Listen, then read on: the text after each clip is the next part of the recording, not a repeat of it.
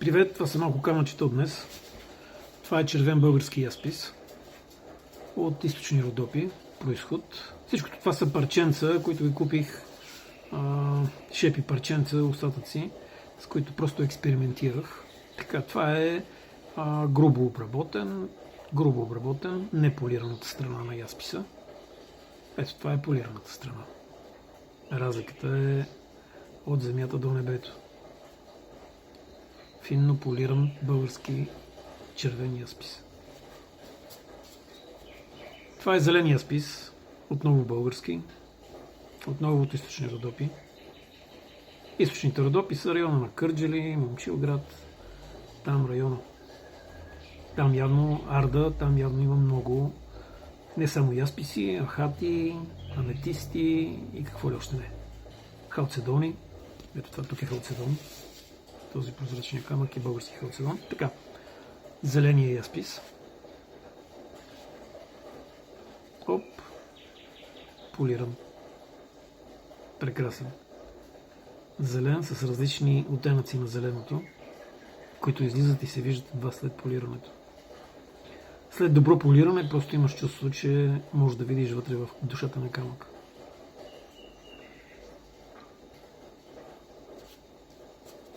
Този камък под формата на сърце е отново яспис. Черен и червено. Също червено, като тук. Но има и черно. От някакъв друг минерал просто има общо. Това е неполираната част. Оформена, изгладена, но не полирана част. Оформена като сърце, тук е подбита дупка. Ето го и полирано. Страхотен. Всичко е направено ръчно с тази машинка. Имам предвид полирането и оформянето. Най-грубото оформяне е направено на по-големите машини. Така. Още един червен яспис, български, пак от Родопите. Оп.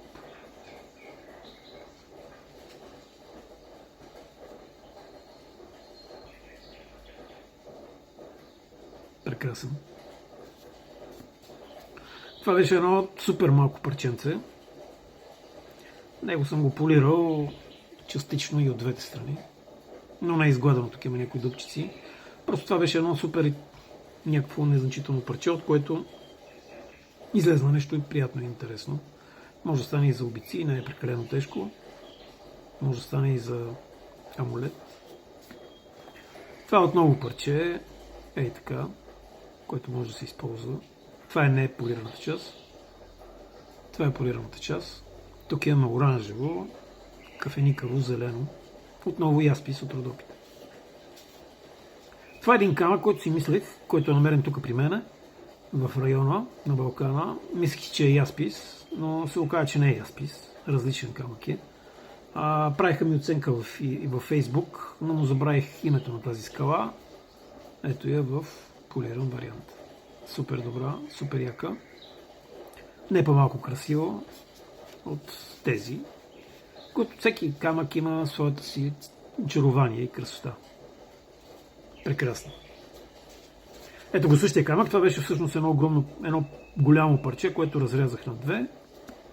Отново неполираната част, оформена. Ето го вече в полиран вариант. Тук има едни пукнатини, не пукнатини, а едни резки, които ако тръгна да ги изглаждам, трябва да влезна супер надълбоко. Те са си някакви от самия камък. Няма как да влезам толкова надълбоко, че той ще стане прекалено тънък. Така че остава с тези особености на камъка. Не са дефекти. Това са два камъка, две като брошка и като заобици или по-малка капка. От едно парче изрязка. Изрязък беше едно такова и никакво. Не знам даже и какъв е този камък. Продадоха ми го за аметист, но със сигурност е някакъв странен. Не за аметиста, за ахат, за български ахат. Виждам ги тук прозрачните вложения, които са присъщи за ахата и за българския орфеев ахат, но силно в синьо и кафяво. За първи път виждам такъв ахат. Ще питам отново човека, от който го купих, дали това е ахат. Все още не съм експерт. Но е красиво. нищо още не е довършено. Това е халцедон, едно парче, мътно, такова беше. Може би 10 пъти гравирах върху него, шлайфах, полирах, като се погледне така отзад, се виждат се линиите вътре, прозрачни линии. Супер красив камък, супер красив. Оказва се, че халцедона е от фамилията и от рода на ясписите и ахатите. Пак е силициев оксид, мисля, че беше. Не, ще трябва да видя още малко говоря, може би, глупости. Това е ахат, който е купуван от Плевен, от един търговец на камъни. Не знам какъв е произходът на този ахат, но да, ахат е прозрачен е камък и светлината прозира през него. И е със същия такъв мат блясък. Това е друг ахат, който пак не знам откъде е произхода му. Най-вероятно не е български. Пак е купен от търговец на камъни в Плевен. Върху всичките ахати, върху всичките камъни, върху тези двата тук, съм правил много тестове. Съответно са пилени, не еднократно, многократно са пилени. Повечето са пробити и са готови за слагане отгоре на евентуално сребърна тел или други механизми за закачане. И така. Това са малко български ахати и ясписи. Основно ясписи от България.